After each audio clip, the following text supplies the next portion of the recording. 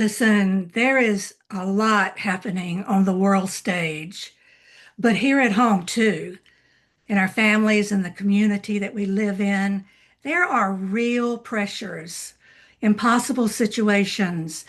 There are there's some heartbreaking things happening right now.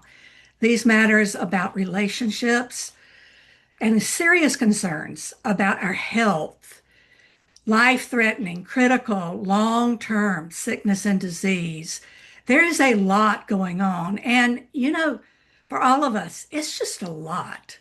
So I decided this week our ministry posts are going to focus on how to help, how I can help you, how you can help others, because in my mind, that means divine intervention, divine rescue, literally. And hey, this is the Bible word. Don't be afraid of this word, deliverance. We need divine intervention, divine rescue. That means deliverance.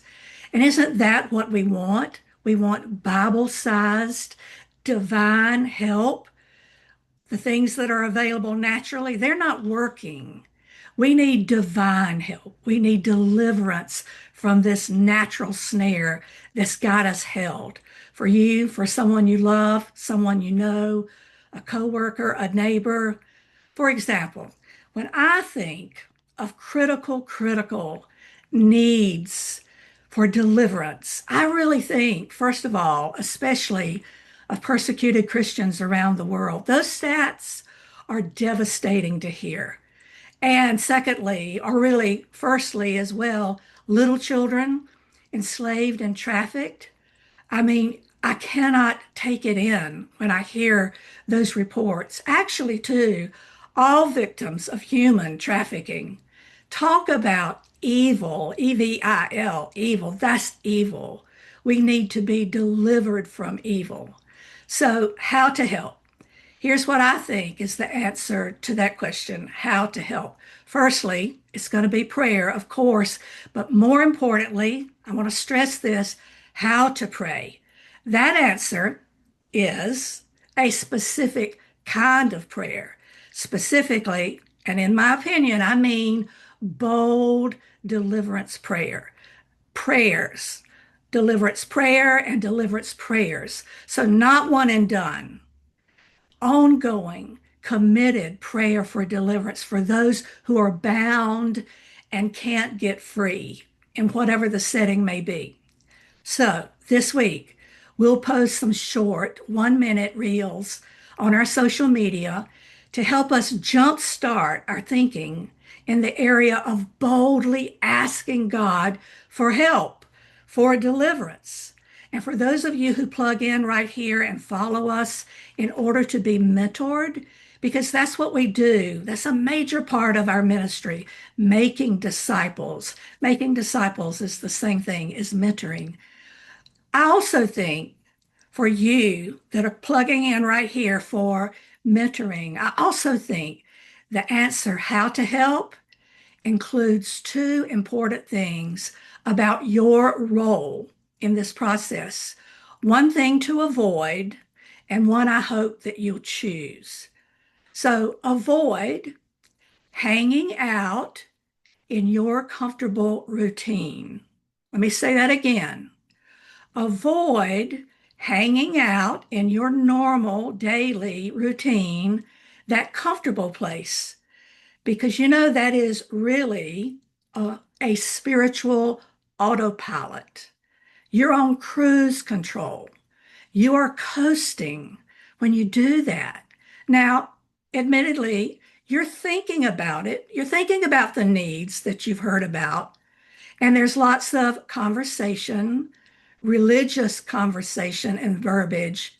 But really, I mean, to be brutally honest, no substance. There's no substance. My point, at the very time, those who have strong faith and a strong voice are needed most, needed more, not less. You are in a routine that is completely distracting you from hearing the promptings of the Lord.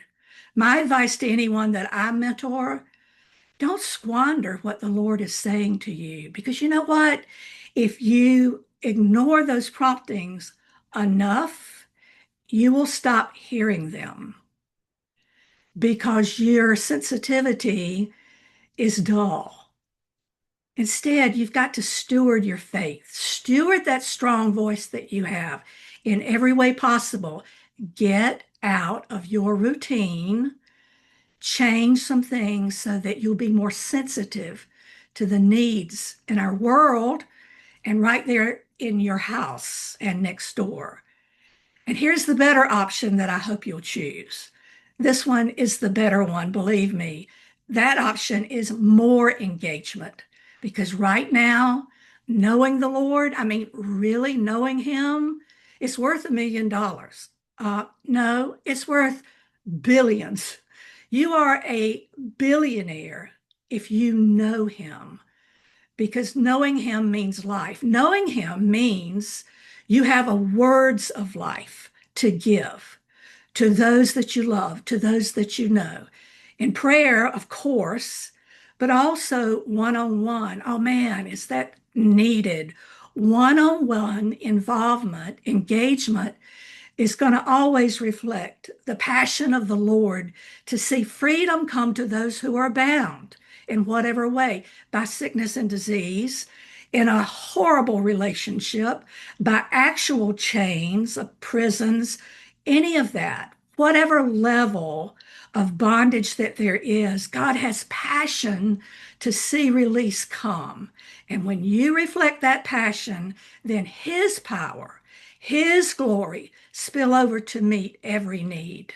And here's the basic prayer. You know it from Matthew 6. Our Father, who art in heaven. This is the basic prayer. Deliver us from evil. There it is.